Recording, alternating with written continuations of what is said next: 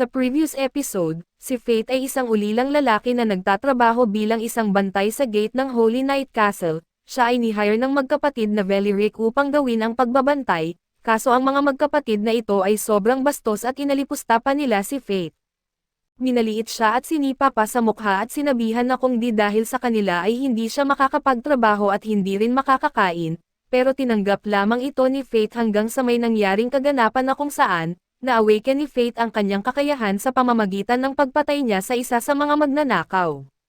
Nabili din ni Fate ang isang espada na may kakayahang magsalita at sinabihan si Fate na siya ang maggagabay sa kanya upang makamit nito ang kapangyarihang ninanais niya. Sa pagpapatuloy ng kwento, nagdesisyon siya na kunin ang mga tainga ng hari ng Goblin at iniwan ito sa ampunan ni Saraha. Umaasa siya na ang mga madre ay makapakain nito sa mga bata ng ilang araw. Kinabukasan, sinusubukan ni Roxy na lumabas ng bahay ng palihim, hindi siya nakilala ni Fate at sinabihan siyang huminto sa paggalaw dahil sa pag-akala na siya ay isang magnanakaw. Nagulat si Roxy at biglang humarap, humingi ng paumanhin si Fate dahil sa pagkagulat nito at doon ay binanggit na iba ang itsura ni Roxy kaysa sa karaniwan. Tinanong siya ni Fate kung pupunta ba siya sa kastilyo pero sinagot lamang siya ni Roxy na pupunta siya sa bayan para sa isang lihim na inspeksyon. Sinabi niya kay Fate na huwag sabihin sa kahit kanino lalo na kay Haro, na malamang pagagalitin siya dahil sa kanyang pananamit at nangakong di ito isusumbong ni Fate at sumubok bumalik sa trabaho. Gusto sana ni Roxy na gawing isang date ito, pero binanggit na lang niya kay Fate na siya ang magiging bantay niya sa pag-inspeksyon at doon ay agad na umalis ang dalawa, ngunit mukhang sobrang saya ni Roxy at sinabihan siya nito na magdahan-dahan. Pero binalaan niya si Fate na huwag siyang tawaging Roxy dahil baka mapansin siya ng mga tao.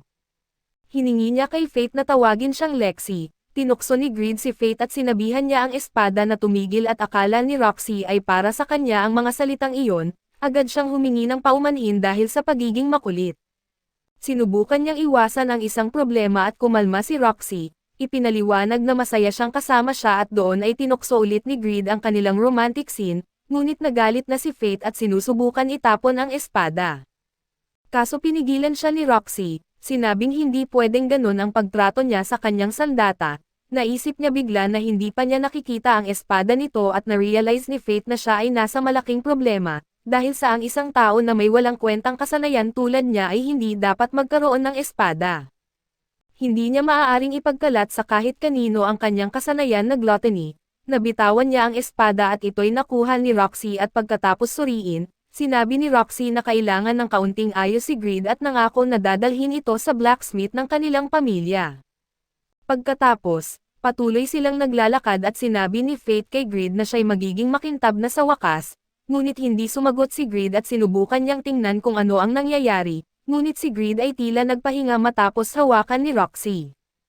Binanggit niya na sobrang bango ni Roxy at dahil dito, nanggigil si Fate at gustong itapon si Greed pero subalit, sinabihan siya ni Roxy na magmadali at umalis sila sa eskinita at pumasok sa mga kalsada ng lungsod. Buhay na buhay ito, puno ng mga tindero at iba't ibang tao at nakita ni Roxy ang mga ubas na mukhang masarap at huminto siya, ipinaliwanag ng tindero na ito ay mula sa ubasan ng pamilya Hart, gusto niyang tikman at binigyan siya ng tindero ng dalawa. Tinikman ni Fate ang isa at napansin niyang masarap ito. Sa huli ay nakapagsalita si Roxy nang wala sa oras, binanggit na ito ay tinanim sa kanilang bahay at doon ay naguluhan ang tindero sa sinabi niya. Naisip ni Fate na baka matuklasan si Roxy, ngunit nagbigay ng ideya si Greed at agad na sumali sa eksena si Fate at ipinaliwanag sa tindero, na isa sa mga kamag-anak ni Roxy ang nagtatrabaho para sa pamilyang Hart. Napaniwala niya ang tindero at ito'y umalis. Pinasalamatan siya ni Roxy sa tulong kaso lang lahat ng tao ay napunta ang pansin sa pagdating ng isa sa mga Holy Knight, at doon ay agad na nawala ang sigla ng lungsod. Lahat ay tumahimik at sinubukan na hindi tumingin, sila'y nag-aalala, hindi alam kung bakit nandito ang banal na kabalyero at napagtanto nila na ang mga mababang ranggo ng banal na kabalyero ay gumagawa ng pag-aabuso sa kanilang kapangyarihan mula nang mamatay ang ama ni Roxy. Subalit gumawa ng ingay ang tiyan ni Fate nang dumaan ang lalaki at tinukso pa ito ni Greed, doon ay na-offend ang banal na kabalyero, tinanong niya kung sino ang gumawa ng ingay at ito'y lumapit kay Fate. Napaluhod si Fate at sinubukan na humingi ng paumanhin, kaso lang sinabi ng kabalyero na hindi niya ito naririnig at handa na sana ang kabalyero na masipa ang ulo ni Fate, subalit agad na sumagot si Roxy. Ipinaliwanag niya na humingi na ng paumanhin si Faith, pero ang walang utak na lalaki ay nagsimula ng asarin si Roxy at nagtaka siya kung sino ang batang ito na sinusubukan sumagot sa isang banal na kabalyero. Pero nang tignan niya si Roxy ay halos makilala niya ito at tinanong ng mga tao sa paligid kung hindi ba si Roxy iyon mula sa pamilya Hart, nangamba si Faith na baka malaman ng lahat ang katotohanan, pero nagbigay ng plano si Greed at magpanggap na sila'y magkasintahan. Labis na nagulat si Faith at inulit niya ito ng malakas at doon ay narinig ito ni Roxy at naisip niyang magandang ideya ito, tinulungan niya si Faith na tumayo at sinimulan niya ang palabas.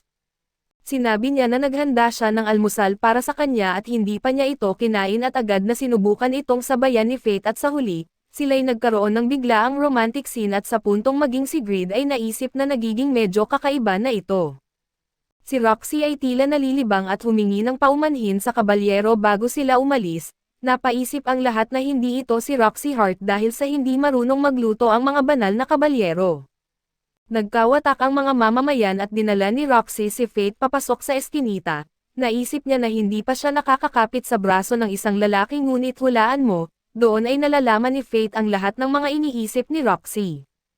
Narinig niya na mabilis ang tibok ng puso ni Roxy at humingi ng paumanhin habang inilayo ang sarili. Sinabi ni Roxy na sanay na siya rito at masayang naglakad palayo, kaso unti-unti nang nahulog ang loob ni Faith at napagtanto na baka mahirap sa kanya na samahan si Roxy.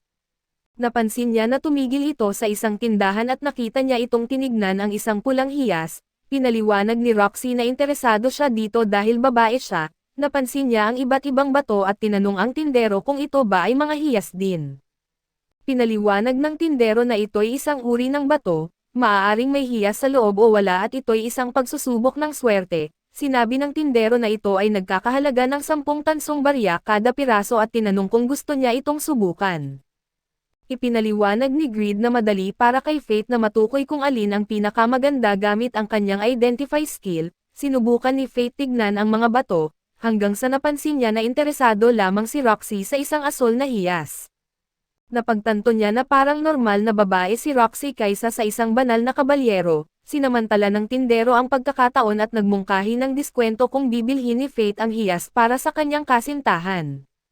Nahiya si Faith at nang marinig ito ni Roxy ay basta na lamang itong umalis. Sinundan siya ni Faith at tinanong siya ni Roxy kung may kakilala ba siyang mandirigma at doon ay ibinahagi ni Faith ang tungkol kay Minerva at Oliver, ngunit ipinaliwanag ni Roxy na kailangan niyang makipag-usap sa mga aktibong mandirigma, hindi sa mga nagretiro na.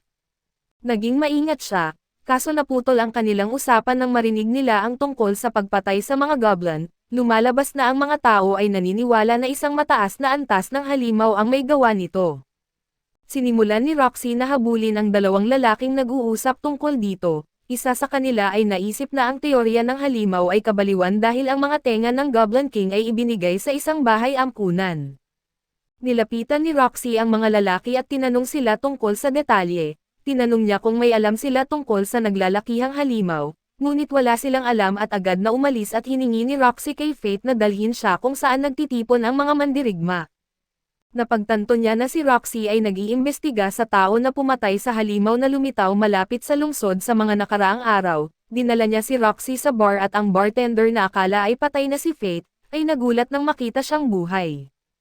Ipinakilala ni Faith si Roxy bilang kanyang kasamahan. Ngunit sinimulan ng bartender na tuksuhin siya at binanggit nito na nawala siya ng ilang panahon at ngayon ay may kasama siyang babae. Nahiya si Faith at nag-alala na baka ma-offend si Roxy. Kahit si Greed ay binanggit na maaari siyang mabaliw sa sinabi, tumugon si Roxy sa pamamagitan ng pagbasag sa kanyang baso at ito'y hindi dahil sa siya ay nagalit kundi iyon ang gusto niya. Kumain sila ng marami at ipinaliwanag ng bartender kung ano ang alam niya tungkol sa misteryosong tagapatay ng goblin. Ipinaliwanag niya talaga na isang mandirigma ang nakakita ng tambak ng mga goblin na may mga tenga pa. Naguluhan si Roxy dahil lahat ay kukunin ng tenga para ibenta ito para sa pera, kaya napagtanto niya na ito ay isang mandirigmang palakad-lakad na lumipat mula sa ibang rehiyon. Ipinaliwanag ng bartender na masama ito para sa negosyo at doon ay naguluhan si Faith. Pinaliwanag ng bartender ng detalyado. Sinabi niya na ang mga tao ay dapat dumaan sa kapatagan ng goblin kung nais nilang magkaroon ng negosyo sa loob o labas ng lungsod. Kaya ang mga tao ay ayaw magbiyahe at ito ay makakaapekto sa ekonomiya ng lungsod. Nagsimulang ma-realize ni Faith ang kanyang pagkakamali nang pumasok ang isang matandang lalaki sa bar. Akala ng matanda na nakakita siya ng multo dahil sa pagkakaalam niyang patay na si Faith. Lumalabas na may impormasyon din ang matandang lalaki at sa tingin nila, ang palakad-lakad na halimaw ay isang lich kaya ang mga Holy Knights ay gagawa ng diretsong aksyon para harapin ito.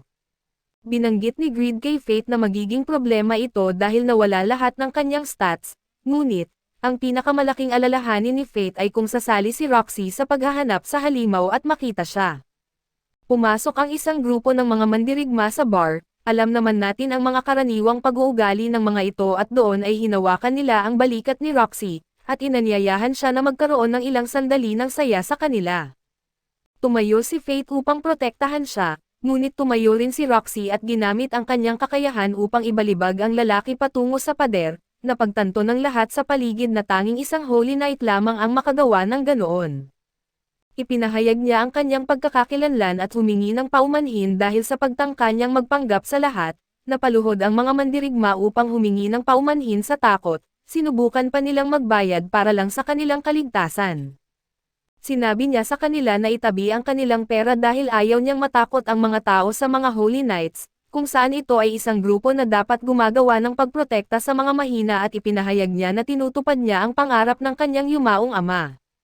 Mamuhay sa isang mundo kung saan lahat ay maaaring tumawa ng hindi binabasihan ang kanilang katayuan. Sa puntong iyon, ipinangako ni Faith sa kanyang sarili na susundan niya si Roxy hanggang matupad niya ang pangarap na iyon.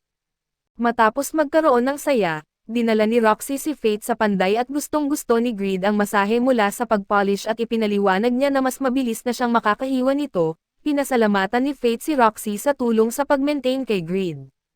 Ngunit pinaliwanag ni Roxy na tinulungan rin siya ni Faith na makakuha ng higit pang impormasyon tungkol sa palakad-lakad na halimaw. Naging mausisa si Faith at tinanong kung bakit hindi niya alam ang tungkol sa paghahanap.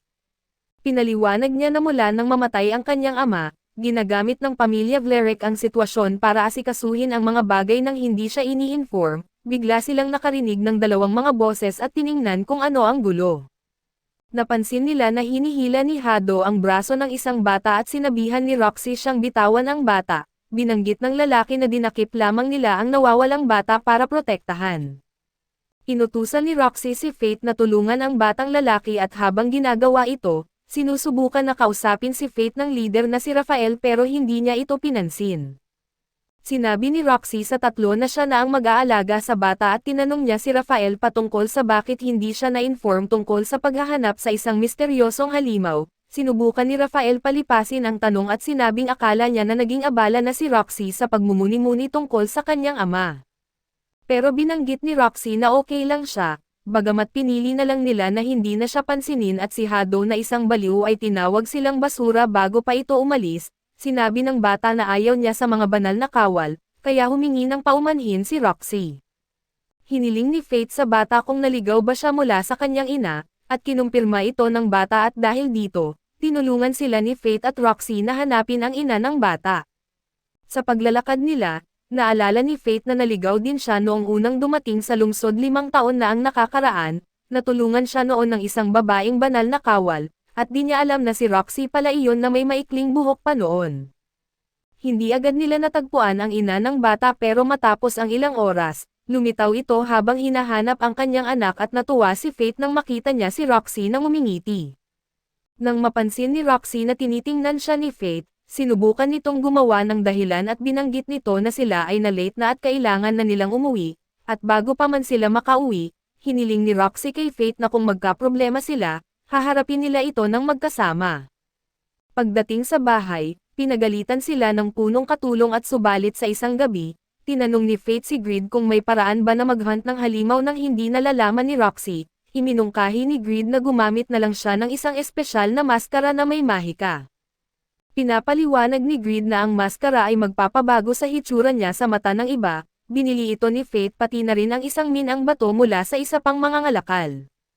Ibinigay niya ang minang bato kay Roxy at nang buksan niya ito ay nakita niya ang malaking bughaw na hiyas, at doon ay inaalok siya ni Roxy ng supply ng karne o bato pati na rin ang pag-maintain kay Greed, ngunit tinanggihan niya pareho. Samantalang nagpulong ang mga banal na kawal ng walang paalam kay Roxy, sinabi ng leader ng tatlong lalaki na tatalakayin nila ang kanilang biyahe patungo sa Gallia. At dito na rin natatapos ang ating recap. Salamat sa inyong panonood hanggang sa muli.